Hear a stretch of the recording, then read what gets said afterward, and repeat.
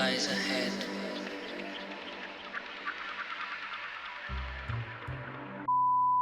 Ciao a tutti, il mercato della mountain bike è molto vario perché le esigenze dei biker sono diverse.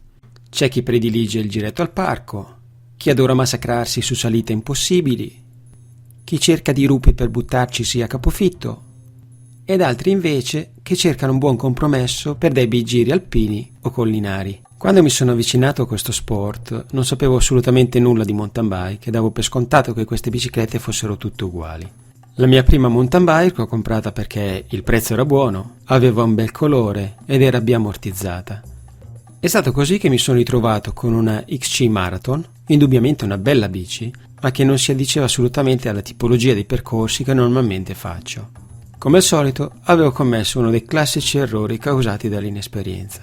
In questo video cercherò di spiegarvi come capire quale mountain bike potrebbe essere più indicata a voi, perché è incredibile a dirsi, esistono almeno 7 tipologie diverse di mountain bike e se includiamo le e-bike e le FET il numero sarà 9.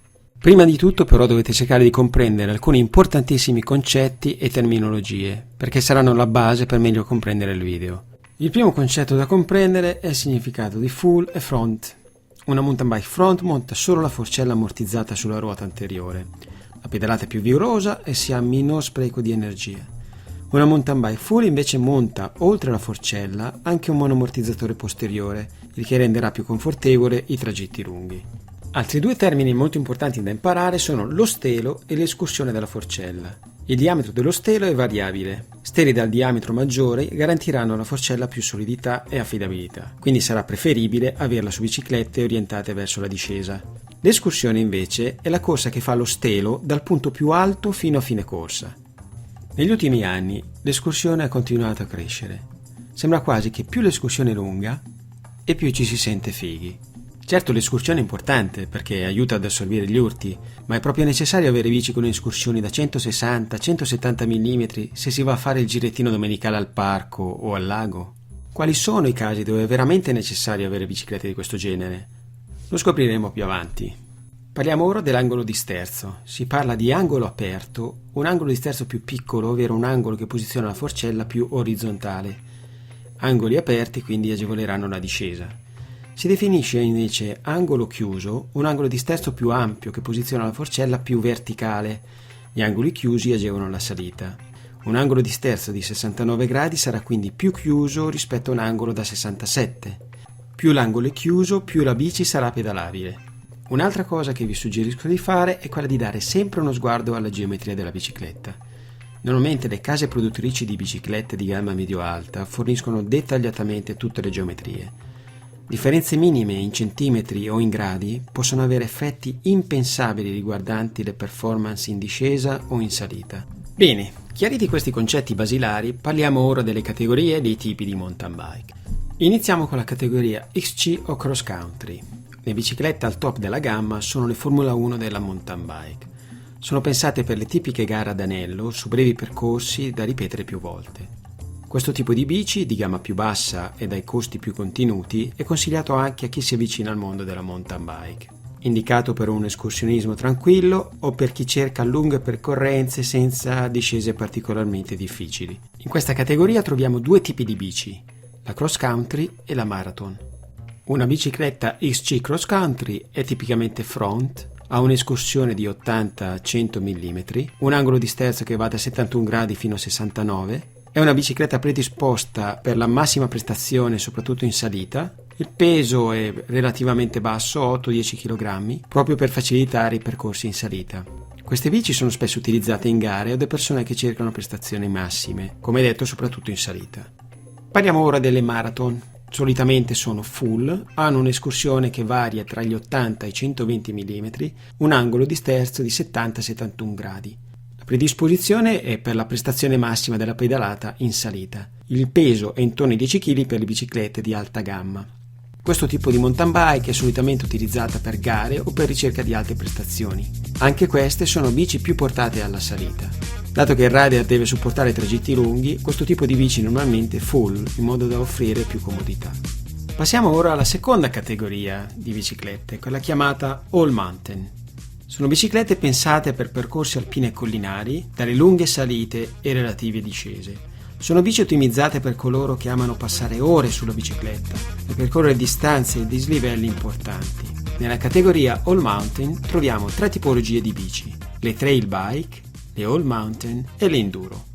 Per quanto riguarda le trail bike, sono biciclette full con un'escursione che varia dai 110 ai 140 mm, hanno steli da 32 mm, un angolo di sterzo chiuso che varia tra i 68 e i 69 gradi e sono biciclette predisposte al 70% per la salita e al 30% per la discesa. Il peso è di circa 12-13 kg, 2 kg in più rispetto alle marathon perché sono più robuste ed affidabili. Queste biciclette sono simili alle biciclette marathon, con la differenza che le geometrie prediligono più le performance in discesa, quindi si avrà un angolo di sterzo più aperto. Questa bicicletta può essere una bici per uso tranquillo e ricreativo ed è perfetta per chi cerca una bici con cui divertirsi la domenica con gli amici. È comunque adatta per giri lunghi in montagna, dislivelli impegnativi ed ha sicurezza anche in discesa. Parliamo ora di All Mountain. È una bicicletta full, escursioni 140-150 mm, steli che vanno da 32 a 34 mm, angolo di sterzo da 66 a 68. È la bicicletta più versatile perché è dedicata al 50% alla salita e al 50% alla discesa, quindi si adatta ad ogni tipo di sentiero o di percorso. E passiamo all'enduro. Anche queste sono biciclette full, escursioni che vanno da 150 a 170 mm, iniziano a essere misure considerevoli. Steli da 34 a 36 mm, angolo di sterzo più aperto da 65 a 67 gradi. La predisposizione è un 30% dedicata alla salita e al 70% dedicata alla discesa. Il peso varia da 13 a 15 kg. La enduro sembra essere la moda di oggi e la tipologia più usata al momento. Questa bici è ideale per chi vuole un mezzo estremamente sicuro e performante in discesa, ma allo stesso tempo pedalabile in modo da portarvi in cima. Con queste bici si può partecipare a gare di enduro o gravity, gare che sono prevalentemente di discesa. È una bici che si usa molto anche su bike park o single track, che sono quei percorsi dove bisogna scendere in fila indiana. Passiamo ora alla terza ed ultima categoria di mountain bike, quella delle downhill, probabilmente la più spettacolare di tutte. Le biciclette di downhill sono prevalentemente dedicate alla discesa.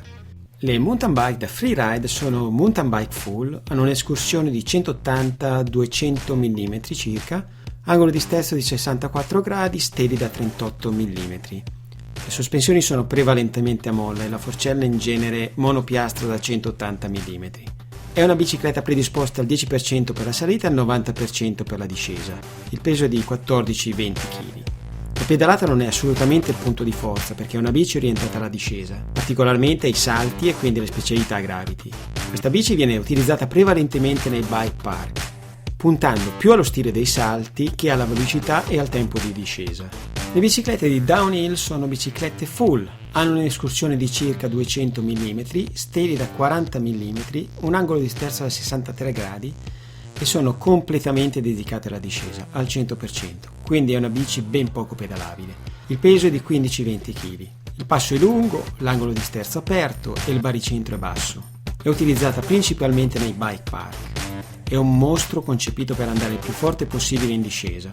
Con questa bici si punta più al tempo anziché allo stile delle manovre in aria. Oltre a queste mountain bike esistono altre 2 tipologie di bici che piano piano stanno prendendo sempre più piede. La prima è la fat bike, bici prevalentemente usata sulla neve ma anche sulla sabbia. Le sue ruote larghe facilitano la navigazione della bici su superfici morbide, in modo che la ruota non affondi o fluttui sulla superficie. L'ultima categoria è quella della e-bike, categoria che sta prendendo prepotentemente piede nel mercato. Come forse avrete potuto vedere nei miei video, ho la fortuna di possedere una all mountain elettrica e vi assicuro che è divertimento puro. Per concludere, se vi state avvicinando solo ora al mondo della mountain bike, il mio consiglio è quello di evitare spese importanti se prima non siete sicuri che questo è lo sport che fa per voi. Cercate quindi inizialmente di orientarvi verso bici di livello medio-basso o ancor meglio verso un buon usato. Le bici di gamma alta sono incredibilmente a volte esageratamente costose, quindi prima di pensare a bici in carbonio, cambi elettronici o marchi famosi, siate prima sicuri che questo sport vi piaccia. Se poi sarete contagiati dalla passione, allora avrete tutte le ragioni di questo mondo per investire in ciò che amate. Come detto, ad oggi sembra che l'enduro sia la bici più cercata sul mercato. Ha senso comprare una bici del genere se il vostro obiettivo è quello di prediligere la discesa e la salita. Se invece volete fare giretti tranquilli di pochi chilometri al lago, al parco o in campagna, il mio consiglio è quello di orientarvi verso bici cross country, marathon o trail. Non fatevi fregare dai rivenditori solo perché hanno i negozi pieni di enduro. Ad ogni modo, se vi appassionerete al mondo della mountain bike, scoprirete un mondo di infinita bellezza.